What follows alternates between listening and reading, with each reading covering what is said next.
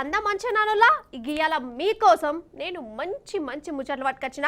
ఇక మనం జల్లని చెప్పుకోవాలి. చలో పారి మరి ఇక దూదా ముచ్చట్లు షురు. ఇదేమి రాజ్యం మీదేమి రాజ్యం, దోపిడి రాజ్యం, దొంగల రాజ్యం, గూండా రాజ్యం, రౌడీ రాజ్యం. అవునా కాదా? అవ్వనే అంటారు మరి జనాలు. ఇంకా నేనన్నా తక్కువ అన్ననట. ఊర్లలోనైతే మన చేయిపాటి సర్కారును ఒగదిడుతుర్రా, ఒగ శాపాలు పెడుతుర్రా. కాదుల్లా, రాజకీయంగా ఏమన్నా కోపాలుంటే రాజకీయంగా చూసుకోవాలి, అంతేగాని లీడర్ల మీదకి కొట్లాటలకు పోవడేంది? అరే గిట్లెందుకు చేస్తారు, గట్లెట్లయితుంది అని సర్కారును అడగ. పాపం బొండుగా విసికే పనిచేస్తారు ఈ చేయిపాటోళ్ళు. చూస్తలేమా కొనొద్దుల సంది ఏమైతుందో మన తెలంగాణలో. అసలు గుండగాళ్ళ రాజకీయం లీడర్లా అన్నట్టే అవుతుంది. అగో మన రామన్న మీదికి ఎట్లా పోయిరో చూడురు మీరే. అయితే ఈ బుల్డోజర్ రాజ్యంతోనే ఆగమైతున్న జనాలకు మన బీఆర్ఎస్ పార్టీ భరోసా ఇస్తున్నది కదా. మన రామన్ననైతే ఇంటికి పోయి వాళ్ళకి హిమతిస్తున్నాడు, ప్రభుత్వాన్ని గట్టిగా నిలదీస్తున్నాడు. కథమిగా సర్కారోళ్లకు కండ్ల మంటతనమే అయిందో, లేకుంటే కడుపు మంటతనమే పుట్టిందో, లేకుంటే భయమే కొట్టిందో నాకు తెలియదు. కానీ మన రామన్న కార్ల పోతుంటే కాంగ్రెస్ వాళ్ళు చూడుండ్రి కారు మీదకెక్కి ఎట్లా ఆగమాగం చేస్తాన్రో.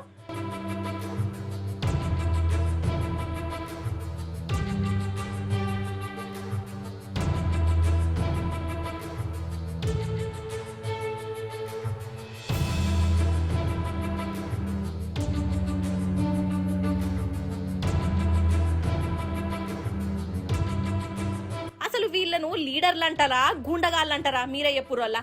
అరే రామన్న కొట్లాడేది గరీబోళ్ల కోసం, ఆగమైతున్న జనం తరపున నిలబడేందుకు పోతాండు. అసాంటప్పుడు వీళ్ళు కూడా సపోర్ట్ చేస్తే చెయ్యాలే, లేకుంటే చూసుకుంటూ ఉండాలి. గాని హిమ్మతిచ్చేందుకు పోతున్న మనిషిని కూడా ఇగో ఇట్లా పోకుంటా చేసుడేంది, కారు మీద పడి ఇట్లా పిసపిస చేసుడేంది? రౌడీళ్ళనాలనా, గుండగాళ్ళనాలనా? ఇప్పుడనే కాదోల్లా, ఏమంటా చేయిపాటి ప్రభుత్వం అధికారంలోకి వచ్చిందో అగో అప్పటి సంధి బీఆర్ఎస్ లీడర్ల మీద ఇగో ఇసాంటివి జరుగుతూనే ఉన్నాయి. మొన్నటికి మొన్న సునీత లక్ష్మక్కరెడ్డి ఇంటి మీదకి ఎట్లా పోయిర్రో మీకు మతికుండే ఉంటది. అర్ధరాత్రి మహిళా ఎమ్మెల్యే ఇంటికాడ ఈ చేయిపాటి కార్యకర్తలు గాయగాయ చేసిర్రు. ఇక అంతకు ముందేమో కౌశిక్ రెడ్డి సార్ ఇంట్లో రాళ్ళేసిర్రు, గోడలు దునికిర్రు, ఇంట్లోలను బెదరగొట్టిర్రు. అసలు ఇది తెలంగాణ ఫ్యాక్షన్ రాజ్యం అన్నట్టే చేస్తాన్రు. మొన్న కూడా గిట్లనేనోళ్ళ వరద బాధితులకు సాయంగా ఉండేందుకు ఖమ్మం దిక్కు పోయిన హరీష్ అన్న మీద, పువ్వాడ అజయ్ సారు కార్ల మీద, మంత్రి తుమ్మల సార్తో తిరిగే ఈ బ్యాచ్ మీద పడ్డది. ఇక ఇప్పుడేమో డైరెక్ట్ గా కేటీఆర్ మీదనే పడ్డరు. గిదా తరీకా? ఇది రౌడీల రాజ్యం కాకుంటే ఇంకేంటిది అని గరమైతాండ్రుల్లో జనాలు.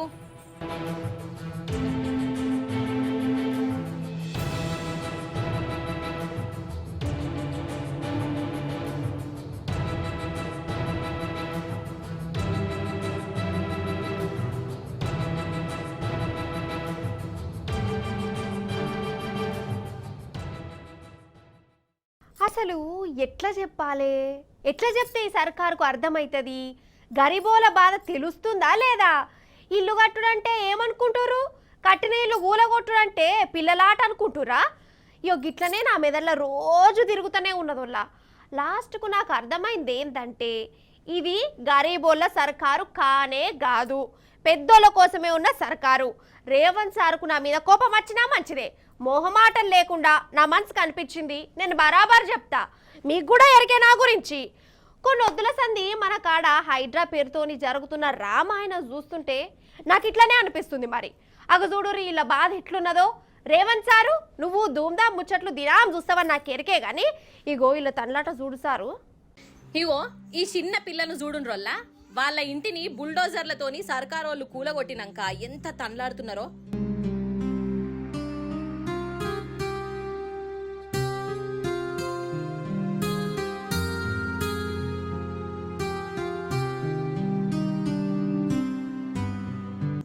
ఇగో ఇంకో దిక్కు ఈ ఇండ్లు ఊలగొట్టుడు మాత్రము ఆపుతలేరు కదా.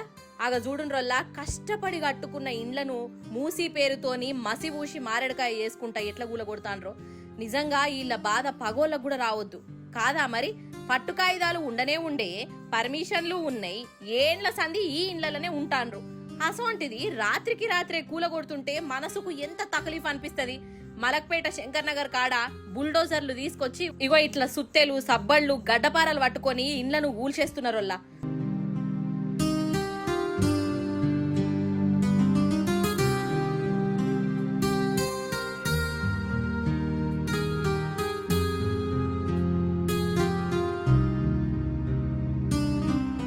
దిక్కు పాపము ఇగో ఈ జనము కండ్ల పొంట నీళ్లు పెడతనే ఉన్నారు, ఇంకో దిక్కు రాతి బండల లెక్కనే ఏమి ఈననట్టే ఇగో వీళ్ళు ఇండ్లను పొతం పెడతాండ్రు. ఇక ఇంకో దిక్కు మన రామన్న మూసీ బాధితుల తరపున నిలబడ్డాడు కదా, జనాల కాడికి పోయి హిమ్మతిస్తాండు. అంబర్పేట నియోజకవర్గం గోల్నాక డివిజన్ బాధితుల కాడికి పోయిండోళ్ళ. ఇండ్ల మీద రంది పెట్టుకున్న అక్కడి బాధితులకు రామన్న గనవడుతోనే దుఃఖం ఆగలేదు. హైడ్రా పేరుతోని ఈ సర్కారు ఎట్లా గోస ఉట్టించుకుంటుందో, నిద్ర లేకుండా ఎట్లా ఎత్తాందో కండ్ల పొంట నీళ్లు పెట్టుకుంటా చెప్పుకున్నారు. జనం సాక్షిగా ప్రభుత్వానికి మన రామన్న గట్టిగా మందలిచ్చిండు. 40 ఏళ్ళకెళ్ళి 50 ఏళ్ళకెళ్ళి ఇక్కడనే ఉంటున్నాం, రిజిస్ట్రేషన్లు అయినాయి, మాకు పర్మిషన్లు ఉన్నాయి, ట్యాక్సీలు కడుతున్నాం, ఏ లెక్కన గులగొడతామని అడగాలి. ఇలా ఇందిరమ్మ రాజ్యం అన్నాడు. ఇందిరమ్మ చెప్పిందా, సోనియమ్మ చెప్పిందా ఇల్లు గులగొట్టమని? ఎవరు చెప్పిండు? ఎవరు చెప్పలే. ఇందిరమ్మ రాజ్యం ఇల్లు కట్టిస్తా అన్నావు, ఇల్లు గులగొడతా అని చెప్పలే. అయినా నాకు తెలియక అడుగుతా, ఇయ్యాల ఇక్కడున్న ఒక మల్లయ్య ఇల్లు గులగొట్టి అక్కడ మాల్ కడితే ఏమొస్తుంది నీకు? మల్లయ్య ఇల్లు బుడ్డ ఇల్లే కావచ్చు, 100 గజాలలో ఉండొచ్చు, దాన్ని గులగొట్టి పక్కనున్న ఇల్లు గులగొట్టి హోటల్ కడతా, మాల్ కడతా, పెద్ద పెద్ద పార్కులు కడతా, ఎవరి కోసం? ఇక్కడ ఉన్నాయన్ని బొందల గడ్డలు చేసి ఇక్కడ ఉన్న వాళ్ళందరినీ లేపేసి దాని మీదకి వెళ్ళేదో కడతా అంటే ఎవరి కోసం అని నేను అడుగుతున్నా. గరీబులకు పని చేయమని గద్దెనెక్కిస్తే గద్దెలెక్క అయ్యాల గరీబుల ఇల్లు గులగొడతా, నేను మిమ్మల్ని ఖతం చేస్తా, మిమ్మల్ని రోడ్డు మీద వాడేస్తా అంటే చూసుకుంటా ఊకునేందుకు మేము ఇవ్వాలని కూడా సిద్ధంగా లేము. మీతో పాటు భుజం కలిపి మేమే ఇక్కడికి వచ్చి అడ్డుకుంటామనే మాట కూడా నేను విజ్ఞప్తి చేస్తా ఉన్నా. దయచేసి మీరు ఐకమత్యంగా ఉండండి. ఇది రామన్న మాట. అన్నట్టు పట్టుమని 10 నెలలు కూడా అయిందో కాలేదో ఈ షెయి సర్కార్ వచ్చి జనం మాత్రం మరల పడుతూనే ఉన్నారు. పల్లె పట్నం అన్న ఫరక్ లేదు. ఎటు చూడు ఈ రేవంతం మాకొద్దు అని ఓ పెద్ద దండం పెడతాండ్రుల్లో.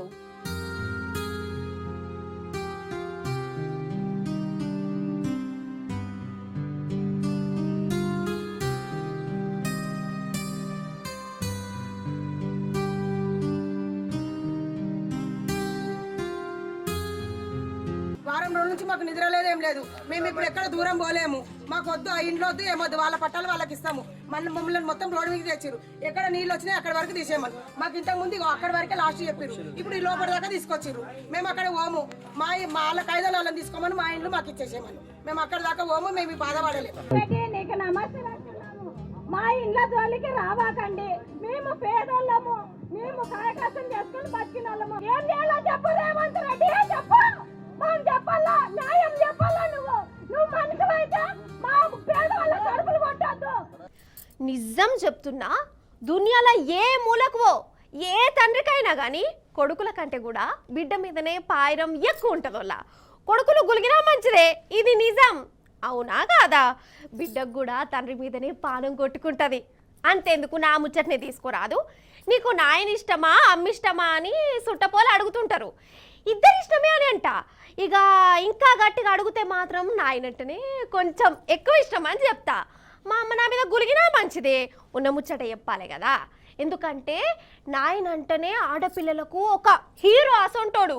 ఏదన్నా ఆపదొచ్చినా, మనసు మంచిగా లేకున్నా, మీదట్లా ఏమన్నా దిక్కుమాల పంచాదులు గిర్ర తిరిగినా నాకైతే మా నాయనకే చెప్పుకోబుద్ది అవుతుంది. కన్న తండ్రి పక్క పొంటుంటే పెద్ద ధైర్యం వల్ల ఇక భయం అన్నదే ఉండదు కదా. కానీ అందరికీ అట్లా ఉండదని నాకు ఇప్పుడిప్పుడే అర్థమవుతుంది. నా తండ్రి అంటే ధైర్యం కాదు, భయం భూతం కూడా అంటుంది ఒక బుజ్జి. నాకైతే పానం కలుక్కుమన్నది. చూడరు మీరే, పాపంకి బుజ్జవని చూస్తే నాకు పానం కలుక్కుమన్నది. ఈమె జత్యాల పోలీస్ టౌన్కి వచ్చి కన్న తండ్రి మీదనే కంప్లైంట్ ఇచ్చింది. నాకు మా బాప అద్దే అద్దు, ప్లీజ్ మా బాప మంచోడు గానే కాదు అని పోలీసు వాళ్ళకి ఏడ్చుకుంటా చెప్తుంది. అగో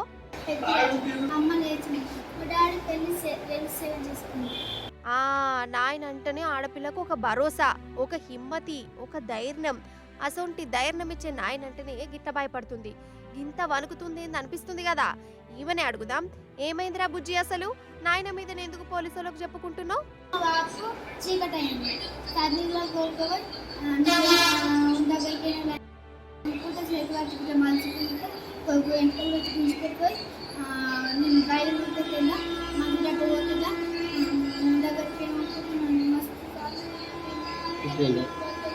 ఒక అన్నయ్య ఉంటే ఒక అన్నయ్య ఉంటే బతికిన నేను టక్కు సార్ ఎక్కడైనా హాస్టల్లో జాయిన్ చేస్తాడని వచ్చిన సార్ దగ్గర. అయ్యయ్యో ఏందిది ఇట్లా కూడా ఉంటారా తండ్రులు? అయితే ఈ బుజ్జోళ్ళది జత్యాల జిల్లా శ్రీరాములపల్లె. వీళ్ళమ్మ బీమారచ్చి కాలం చేసింది. నాయనేమో ఇంకో పెళ్లి చేసుకున్నాడు. చేసుకొని బిడ్డను మంచిగా చూసుకోవాలన్నా అద్దా కన్న పేగేనాయే. కానీ ఆ తండ్రి మాత్రం పాపం బిడ్డను గోసగుచ్చుకున్నాడట. రోజు కొట్టుడేనట. పాపం వాతలు పడ్డాయి పేయి మీద బుజ్జికి. పాపం రోజు ఎంత నరకం చూసిందో. ఇక ఈ బుజ్జి బాధంతా పోలీసు వాళ్ళకే చెప్పుకుందాం అనుకున్నది. ఒక్కతే ఇంట్లోకెళ్ళి వారిపోయి జత్యాల పోలీస్ టౌన్కి వచ్చింది. ఏడ్చుకుంటా బాధంతా చెప్పుకున్నది. పాపం ఈమె తండ్లాట చూసి పోలీసు వాళ్ళకు కూడా పానం కలుక్కుమన్నదోల్లా కాదా మరి? ఎంతున్నదోల్లా బుజ్జి? కన్న తండ్రి అంటే గింత అవస్థ పెడితే ఎవరితో చెప్పుకోవాలి చెప్పు? అరే ఈ కాలంలో కూడా బిడ్డలను గిట్ల చూసుడేంది? నన్ను అడిగితే చాలా మంది తండ్రులు ఆడపిల్లలను మహారాణు లెక్క చూసుకుంటారు. నా బిడ్డ బంగారం అని చెప్పుకుంటారు. కానీ ఈ తండ్రి ఏందో గిట్ల చేస్తుండు దౌడల దగ్గర వాడ. నాకైతే బీపలేస్తుంది. అయితే మీరు బాగా గమనించే ఉంటారు, ఈ నడుమ గంజాయి బ్యాచ్లు బాగా దూసుకపోతారు. నేను కూడా ఇక్కడ కూర్చొని ఈ నడుమ మస్తు మాటలా చెప్పిన గంజాయి దొంగల గురించి. కానీ ఒక్కొక్కరు ఏమన్నా ఉపాయాలు చేస్తురా అనులా? ఏమంట పుష్ప సినిమా వచ్చిందో ఇక అప్పటి సంధి తీరొక్క ఉపాయాలతో దూసుకపోతురు. అయ్యో అట్లా అని నేనేం పుష్ప సినిమాను బదనాం చేస్తలేను. కాకపోతే ఆ సినిమా వచ్చినాకనే గిసొంటి కేసులు బాగా కనబడుతున్నాయి మనకెళ్ళి అని అంటున్నా. సరే కానీ ఆ పంచాది పక్కకు పెడితే ఇప్పుడు మనం ఖమ్మం దిక్కుపోదాం పారి. అక్కడి పోలీసులు ఏం చేస్తురో కూడా చూడాలి మీరు. చూడురి మరి. అగో మూటలు ముల్లలు చూడుర్రి. ఇదేదో ఫ్లిప్కార్ట్ అమెజాన్ పార్సల్ లెక్కనే కట్టిరు కదా. కానీ దీంట్లో ఉన్నదంతా గాంజా గదేనులా గంజాయి. ఒకటి కాదు రెండు కాదు 1100 కిలోల గంజాయట. ఖమ్మం ఆబ్కారు పోలీసులు గంజాయిని పట్టుకున్నారు. ఈ స్మగ్లింగ్ చేస్తున్నోళ్ళను జైల్లో కూడా చేసిర్రు. సరే అది ఆడికే ఒడిచింది ముచ్చట. మరి దొరికిన గంజాయిని ఏం చేస్తారు కావచ్చు ఈ పోలీసులు అన్న అనుమానం కొట్టేది నాకు. అగో గా అనుమానం తీరింది. మీరు కూడా తీర్చుకోరి. అగో చూడురి 1100 కిలోల గంజాయి ఏమైతుందో.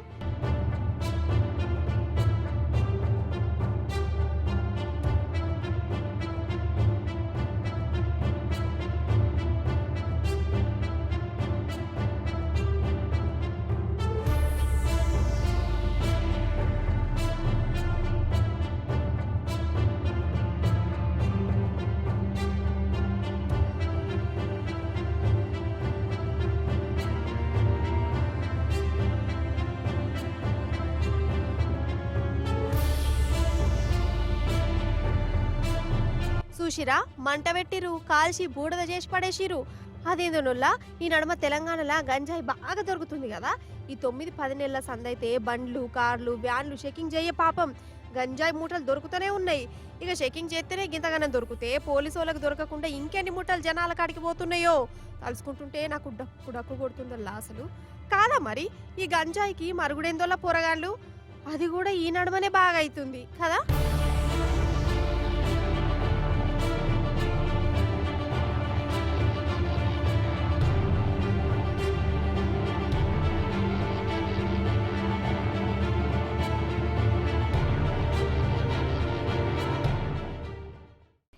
నిజంగా షైనోడే పోరి. వాడు ఏం చేసినా హల్లకలోలమే చేస్తాడు. మందిని పర్షాన్ చేస్తాడు. లోకమంతా ఒక తీర్లుంటే షైనోని తరిఖ ఇంకో తీర్లుంటుంది. కరోనా పురుగుతోనైనా డూప్లికేట్ మాల్తోనైనా దునియానే జర ఆగమాగం చేస్తాడు.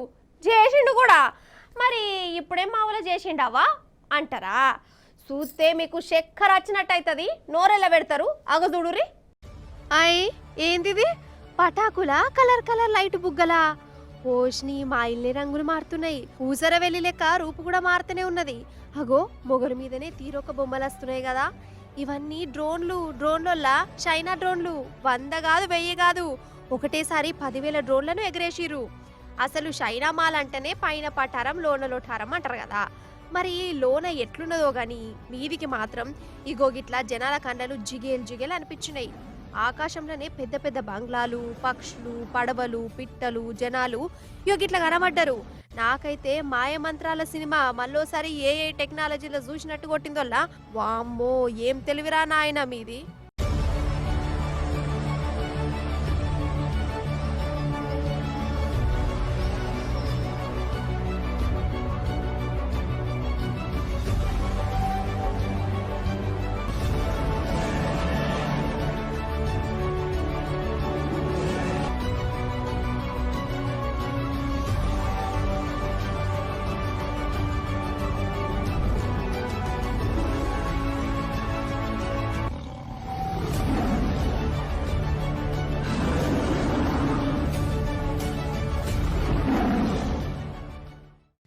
అయితే చైనా దేశం పుట్టినరోజట మొన్న.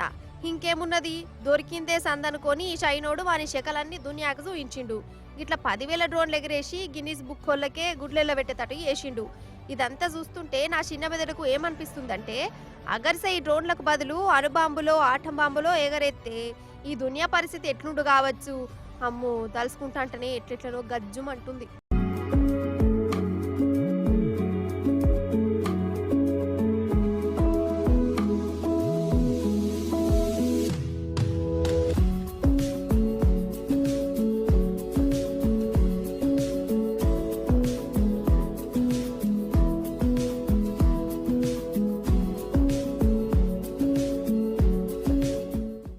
అసలు దొంగల గురించి చెప్పద్దు చెప్పద్దు చెప్పద్దు అని నేను గట్టిగా అనుకున్నానోలా, కానీ చూడవు లాస్ట్కు మళ్ళొకడు తేలనేది వెళ్ళిను నా గండానికి.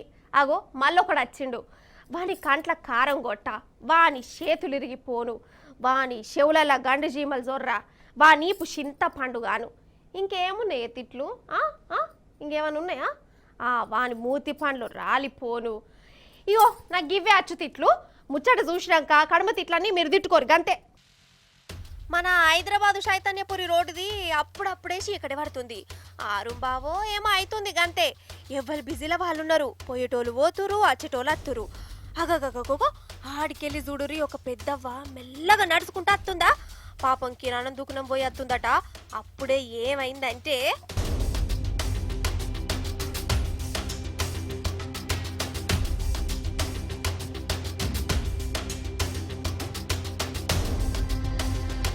ఓష్ని వాని చేతులు ఇరిగిపోను, ఎంత పని చేసిండు. పాపం పెద్దవ బంగారు గొలుసు గుంజుకొని పారిపోయిండోల్లా. వాడిని ఏమనాలే, మంచిగా ఏదో ముచ్చట చెప్తున్నట్టు దగ్గరకు వచ్చినట్టు వచ్చిండు, గొలుసు తీసుకొని పారిపోయిండు. పాపం ఈ పెద్దవ్వ ఎంత రంది పెట్టుకున్నదో. పైసలు పోయినా మంచిదే, బంగారం గొలుసు పోతే పెద్ద మనుషులకు మంచిగా అనిపించదోల్లా. మస్తు రంది పెట్టుకుంటది కదా. ఆగురి, వాడు దొరకని వాని సంగతి చెప్దాం.